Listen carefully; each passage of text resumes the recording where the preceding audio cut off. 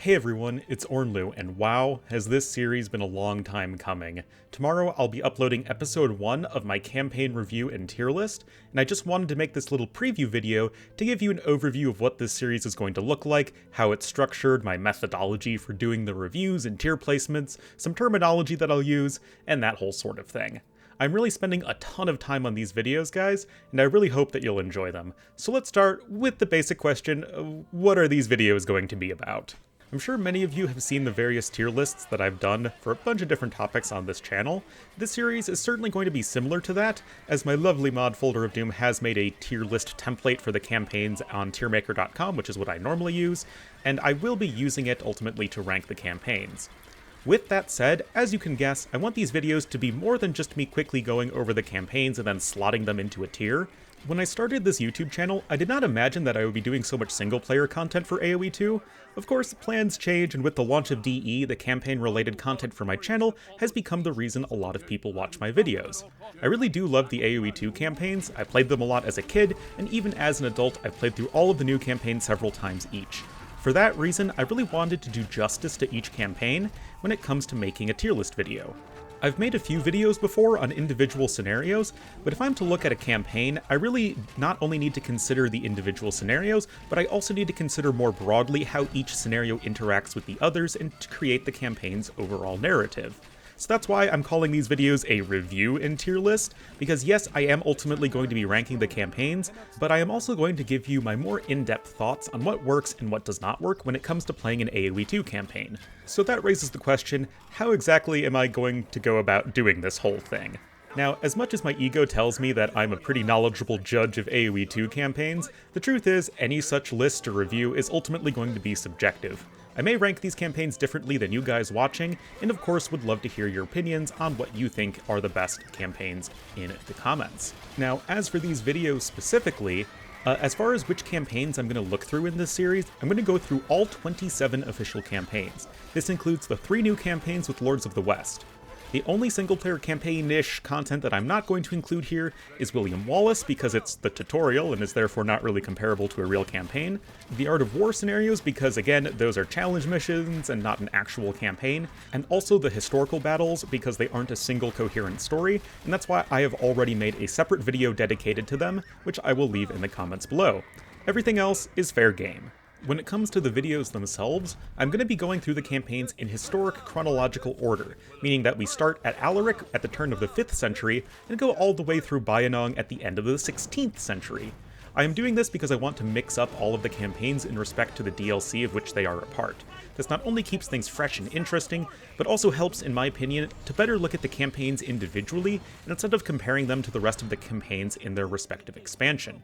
Furthermore, in each video I will cover 3 campaigns, which makes for 9 episodes in total. I do not know if we will be getting more official campaigns, so we're gonna cross that bridge if we ever get there. With each campaign, I will start by giving you a brief introduction to what the campaign is, what civ you play, what expansion it's from, who designed it, and that whole sort of thing. Then I will go through each scenario of that campaign, first giving you all a refresher of what the scenario is all about and what you need to do, and then I'll quickly give some thoughts on what I think of the scenario. After we go through the scenarios, I will look at how all of the levels fit together and consider the strengths and weaknesses of the campaign overall. Finally, I will indeed conclude by placing each campaign on the good old tier list. Now I'm going to go through and show you guys the methodology I'm going to use for grading each of the campaigns and their scenarios. I really want to give each campaign a fair shot and be as consistent in my reviews as possible.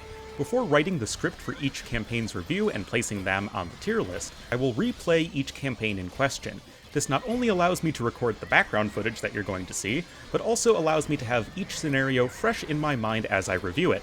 Once I play through a scenario, I'm going to take some notes on it, categorize its basic gameplay and objectives, I'll explain this in detail later, and then look how it performs in a few different categories. Just to be clear, these categories are not like objective in any way, and I made them up, and it's mostly just a tool I have to make sure that I look at every single possible aspect of these campaigns and their scenarios. So the first category is what I call gameplay, and this essentially is a rating of how well the scenario plays out.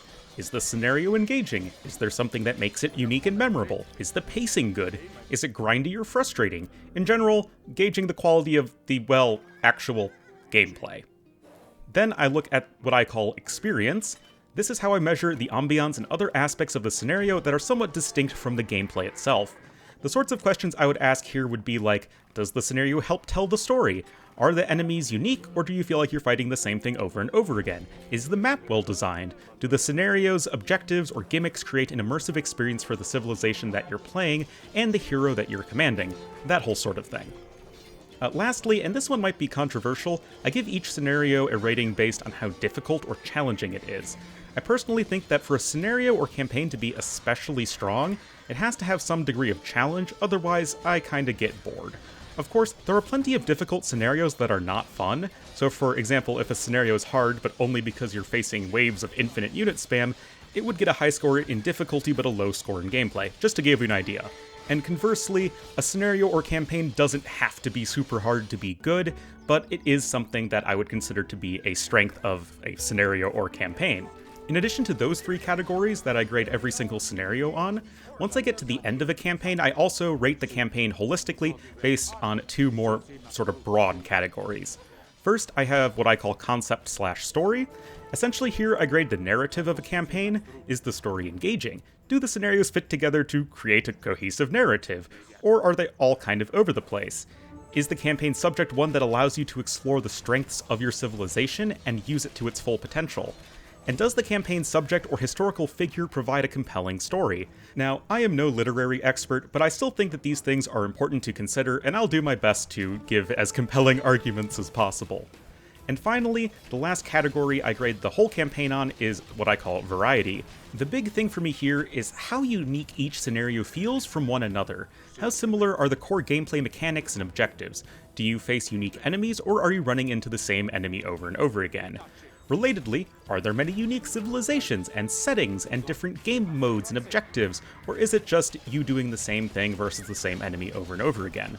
I know that the subject matter of some campaigns necessitates you constantly fighting one enemy, but I personally find the campaigns where you have a lot of different enemies creates a more, well, dynamic and overall more interesting experience, but again, this is all just subjective. All of those categories are then filled out.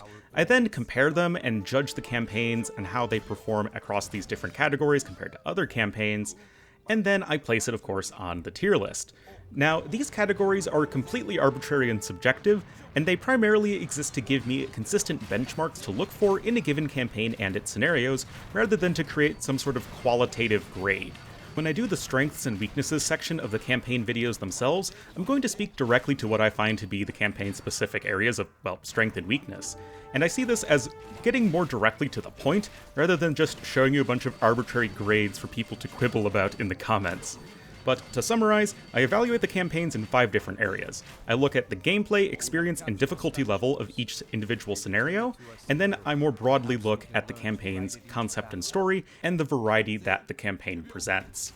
Next, I want to go over some of the terminology that I will use in the series, which includes some of the scenario design lingo and phrases that might not have an obvious meaning.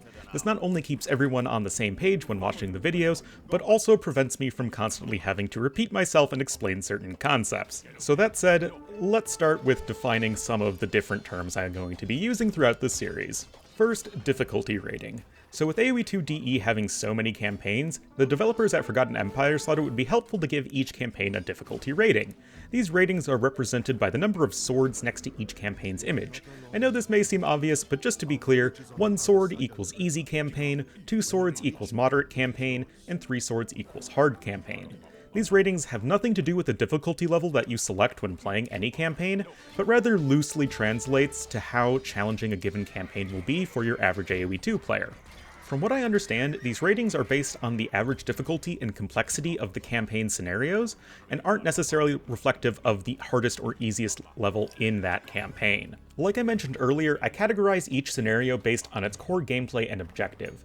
I'm now going to briefly explain what those categories are and give some examples. Note that I didn't invent these terms or categories, and they are by no means like absolute, this is exactly how they are coded into the game. They're just different ways of understanding some commonalities when it comes to core scenario mechanics. So first you have what I call A to B scenarios, which are sometimes called fixed force scenarios. These are levels where you're given a group of units on one side of the map, and you have to fight your way to get to the other side of the map, and with no economy and little to no reinforcement. These scenarios can range in difficulty and scope from the easy and straightforward Saladin 1 to the gauntlet that is Joan of Arc 5. Next, we have Build and Destroy. This is your classic AoE2 campaign scenario concept, and probably the most common.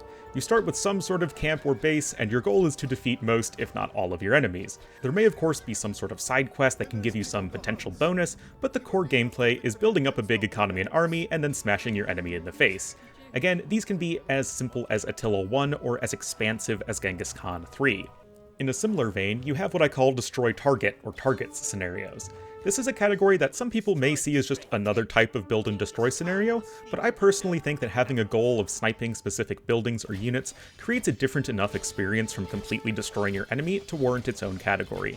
The sorts of target or targets that you need to destroy are most commonly castles, but can also be a multitude of other buildings or units or anything in between. Alongside build and destroy scenarios, these are going to be the most common. Again, some examples of these scenarios would be Genghis Khan 2 and Joan of Arc 3. Those are going to be the most common scenario categories, but not the only ones. I believe there are a few more ways that we can find similarities and categorize scenarios, even if they occur less frequently. So next we have an escort mission, because everybody loves escort missions, right? Obviously, the goal of these scenarios is to bring a unit or object safely from one location to the other.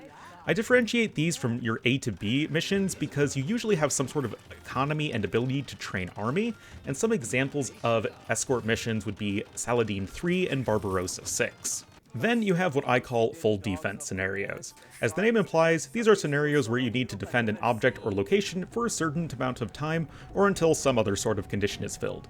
Usually these scenarios make it very difficult, if not completely impossible, to destroy the enemy bases. Some examples of these full defense scenarios would be stuff like Saladin 6 and El Cid 5. Then we have RPG scenarios. Yes, I know there is no true RPG scenario in AoE2, but it's still the name I have for scenarios whose goal is to just fill a bunch of side quests and complete these little objectives, rather than for just a big all-out assault on enemy bases.